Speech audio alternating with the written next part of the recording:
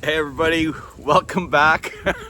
My dog is wanting to jump on the trampoline. She got up there to hang out with me. Now she can't figure out how to get down from that angle. Anyway, welcome back. Thanks for being here. It's a beautiful Thursday.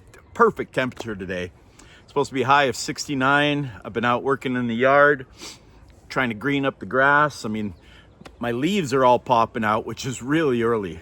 It's usually late April before all this happens. And we're supposed to get snow next Friday, so let's hope it doesn't break all my trees. Anyway, välkommen tillbaka. Tack för sist. Det är käckt att snacka med alla. Hope you all are having just a beautiful Thursday. It's almost the weekend, right? Although we have to work Saturday and Sunday. Although we are going to try, my wife and I are trying to go on an ATV ride tomorrow. Take the Razor out, hopefully up into the mountains. We'll see. It's only supposed to be 70 tomorrow, so it could be kind of chilly up there. So we may go ride in the desert instead. We'll see. But, man, this has been an amazing spring. So listen, thank you again for subscribing, for watching, for commenting, for the thumbs up, even for the negative ones. I read them, I see you. I'm not going to respond to you. That's not entirely true. I have responded to a couple. I try to do it respectfully. You know, we can disagree and still be friends, in my opinion. We don't have to agree on everything. That's not how the world works. At least it's not how it used to work back in my day. Anybody, you know what? I will be right back. I realized I don't have a drink with me. And with my allergies right now and my throat problems, I figured I better go grab a drink. I don't want to be hacking up along while I'm talking. Sorry, my mustache is not behaving. By the way, so I never used to buy generic pop. I don't really care. I don't drink that much of it. But when pop got to $12 for a 12 pack, it's not that many years ago you get a 12 pack for $3 or $4. And so screw it. I buy the cheap stuff now. And that costs as much as the good stuff used to cost. The good stuff. It's all crap. I shouldn't drink any of it, but you know, everything in moderation. My beer, I pretty much limit to the weekends unless I'm on a cruise or camping. Then it's no holds barred. But I was mentioning, you know, my era growing up, things were very different. Sorry, hold on a second. I got a mustache hair going. Nobody wants to see that. Trying to get a mustache hair out of your nose. It's not pretty. And it doesn't feel very good either. But yeah, I grew up mainly in the 70s, early 80s. Born in 63. I started first grade when I was 5 in 69. And, you know, the memories really start piling up in, I don't know, 72, 73, 74 in there. As you get into your 8, 9, 10, 11-year-old ages. And then teenage years, of course, are just, mine were amazing. I hear people complain about, you know, high school, their school years. I'm sorry, these allergies are just kicking me. And I don't have that. I had a great home life. My parents were amazing. They moved across the world with 3 little boys. None of us spoke English. It was nuts. But I ended up in the best place I could be in, that little town in Alberta. I made lifelong friends. That's where I graduated high school, and I have so many great memories. One of them that I want to talk about today, specifically, is roller skating. If you're kind of my age, I don't know, if you're over probably 50, 45 or 50, you probably remember some of this, and they have made a bit of a comeback. I have a friend who lives up in Rexburg, Idaho, and he's 61, and he's back roller skating again. He was really into it when we were young, and he's really into it again. So if you're watching this, buddy, you know who you are. But the roller skating rinks, I have several stories that I want to tell about it because I had so many fantastic memories from that time. And hopefully this will jog some of your memories and, you know, you can reminisce with me. That's the whole point of this. I don't want to sit here and do this by myself. I want you right back here talking with me. Boy, that looked like I had a real chicken arm. I don't, I promise. So, you know what? I'm going to tell the Montana story. So when we were kids, my parents would take us to this little lake outside of Kalispell, Montana, kind of in the Whitefish Kalispell area. And the lake was called Lake Blaine. It was a fairly small mountain lake, but it was beautiful. Clear water, beautiful for swimming, right tucked into the mountains. You know, it wasn't a big lake. It was maybe, I'm guessing it was maybe a mile long, half mile across, something like that. That buddy that lives in Rexburg, maybe he could tell me because he goes there still every summer. The heartache of that place is they sold it all off and now it's all private homes. So I can't even go there. He has a friend that lives there who's actually a friend of mine too. Hey, Kevin, if you see this, invite me up to your place. I want to come visit. He was a college roommate actually. Anyway, Lake Blaine. It was heaven on earth for kids. So it was a resort. If you've ever seen Dirty Dancing, it had that feel to it, that resort feel to it. So there was a general store with the house where the owners, I'm presuming the owners lived. And I remember when we would get there, because in Canada at the time, this would have been the mid 70s, our pop cans were 10 ounces. So they weren't bulgy at all. They were just a thin can. And in the States, I don't know how long it had been like that, but in the States, they were 12 ounces. So the can edges bulged out. Here, you can see it perfect here. See that little bulge? In Canada, they went straight down. They were 10 ounces. These are 12 ounces. So we thought those were huge and so cool. So my two next younger brothers, there are 7 siblings. One brother passed away many decades ago. But the 3 oldest of us, I'm the oldest, and then Trond is, he just turned 60. And the next brother is going to be 58 this summer, I believe. No, 59. Yeah, 59. He won't admit to it, but we would get there and my mom would give us 3 because the 2 younger ones were still too little to really do much. And Eric and David. Eric is 7 years younger than me and David's 10 years younger than me. So when I was, 11, Eric was only 4. And she would give us each a quarter when we got there. And I kid you not, we would go to the little general store there and we would get a pop and a candy bar for 25 cents. Sounds outrageous. Now, even if you do the inflation calculator from 1975 to now, it's nowhere near that. You go buy a can of pop now, it's about $1.50, $2. A candy bar is closer to $3 now. It's outrageous, and they're half the size they used to be. So that's what, $5 to get a candy bar and a pop compared to a quarter. You do the inflation, that don't add up. It should be, I don't know, maybe $1.50. But that was when we first got there. That's what we got to do first. And it was just so exciting because we were little kids, we didn't have any of our own money. When we first started going there, I was probably 10, I'm guessing, around 9 or 10. And we went for several years. And we stayed in these little cabins. They had all these little cabins spread in the woods there, kind of around the general store. And then they had kind of a trailer park, a campground, RV park. Of course, the RVs back then were not like the RV I have now. If people saw that back then, they'd think I was the richest guy on the planet, and I'm not. They've gotten houses have gotten crazy. That's another story for another day. But we had friends that would leave their trailer there the whole summer. They would just pay for the whole summer, and then they would go down every weekend because it was only about a 3.5 hour drive, if I remember right. So you had the whole setup with the cabins, and then down by the water, there was kind of this little open cabin that had I think just one pool table in it and a jukebox and kind of an area just to hang out. And it was right next to the beach. And the beach, wasn't like a sandy Caribbean beach. It was nice.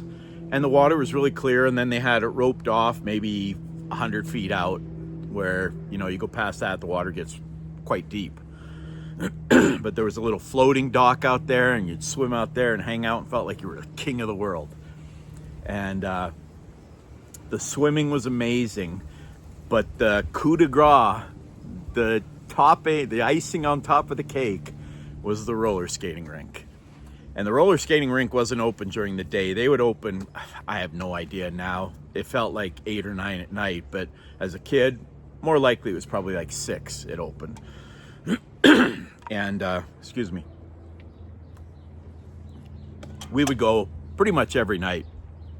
Even if my brothers didn't go with me, I would go, because especially when I got to be 12 or 13, you know, you'd ask the pretty girl if she wanted to couple skate with you, and you'd hold hands. Growing up in Canada, we did that ice skating. We'd go every Friday night, and you try to get up the guts to ask the girl to couple skate, or couple skate with you. Same thing with roller skating. I am leading to something here. I mean, I'm just trying to set the scene, because the whole setup is right here in my mind. I can see it, and I would go back there in a heartbeat. Even as a 62-year-old man. Is that what I am? Yeah, I'm 62. I would go back there, and I'd roller skate, and I'd play pool, and I'd play that jukebox. There are so many songs that come to mind. Paper Lace, The Night Chicago Died, Smoking in the Boys' Room, Norman Greenbaum, Spirits in the Sky. Oh, there are so many great songs back then. And I think for a quarter, you could get 3 or 4 songs. So sometimes we could finagle another quarter out of my mom. And as I got a little older, 13, 12, I got a newspaper out when I was 12, started working at my dad's welding shop when I was 12 after school.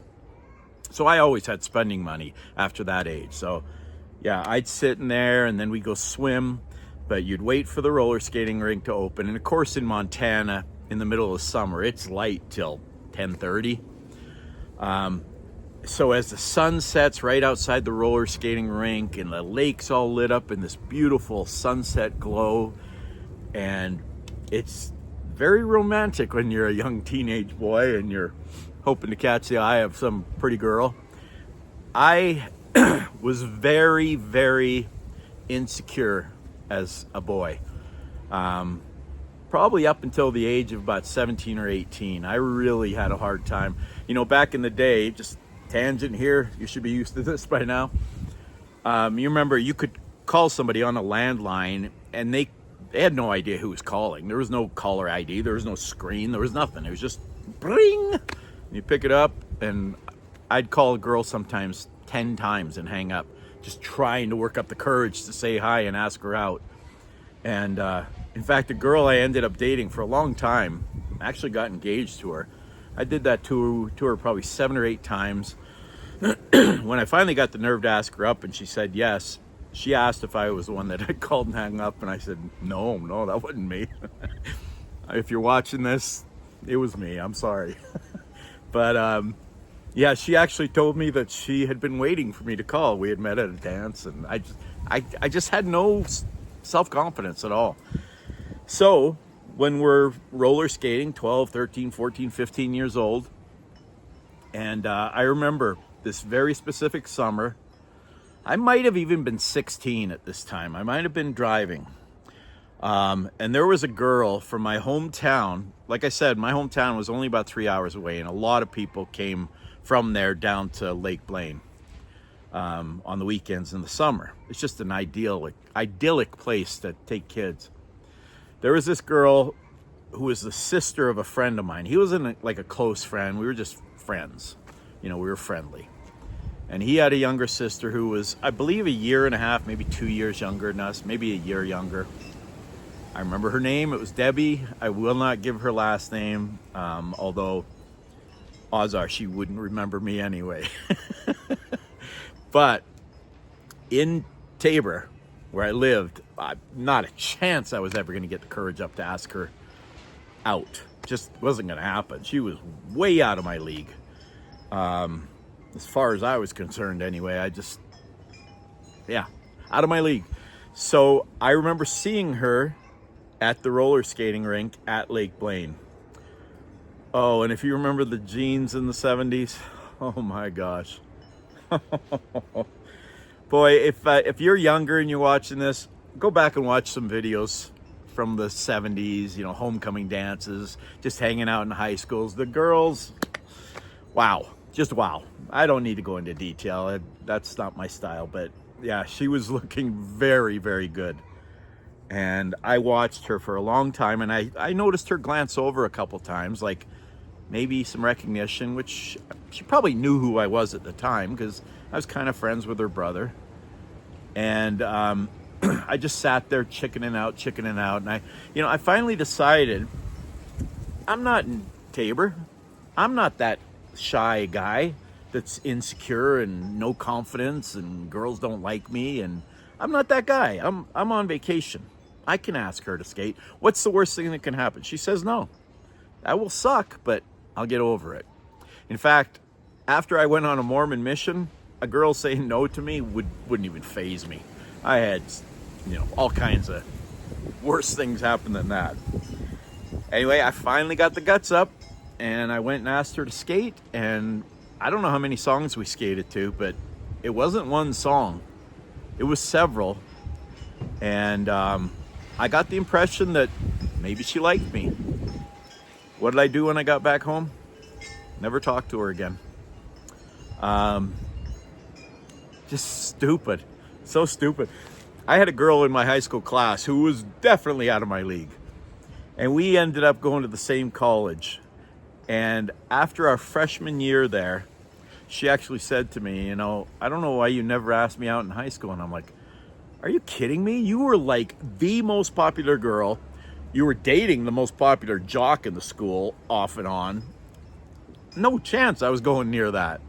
And she said, well, why didn't you ask me out this year? I'm like, I just thought you were out of my league. And after that, I started getting some confidence, and it changed my whole life. But going back to the roller skating, yeah, I don't know what would have happened if I'd asked her out in Tabor. She might have been the same thing. It's like, I'm on vacation. I'm going to skate with the dude that I probably wouldn't go out with at home. I don't know what her thinking was. I have no idea. I wasn't in her head, but I know we had a good time that night. And I don't think I skated with her again. I don't know if I didn't see her again, but I only have the memory of that night. So, excuse me. You got any stories like that? This had to have jogged your memory a little bit. And I remember when this happened. I remember this. We got to talk about souped up cars in the 70s and early 80s. Damn. That was another story. I'll get to that one of these times too. But this has gone long enough. I'm going to have to piece this together because I broke it up. I hope you enjoyed it. I hope you have a beautiful day. So many of you left comments. I should have looked. There's a couple that started watching. In fact, they told me they binge watched some of my videos. That made my day, and they're so cool. I'm going to find their name, and I'm going to give them a shout out on the video, but you probably know who you are. Stuff like that just makes my day, and I really appreciate it. And by the way, the negative stuff does not hurt my day. Rolls right off me. The only time I would ever be offended or get my back up is if somebody came up to me in person and like threatened me or my family or my friends. Then the fighter in me comes out. Then things could get nasty, but never from comments. I don't care. And these days I'm a lover, not a fighter. So I hope you have a great day. Thank you for this time. Tack för denna gång. Vi snackas igen snart. Jag ska resa till Norge denna sommaren, så jag är så spänd och kommer tillbaka till Norge. So thank you so much for all of everything. Y'all are awesome. I dig ya. Peace. Love.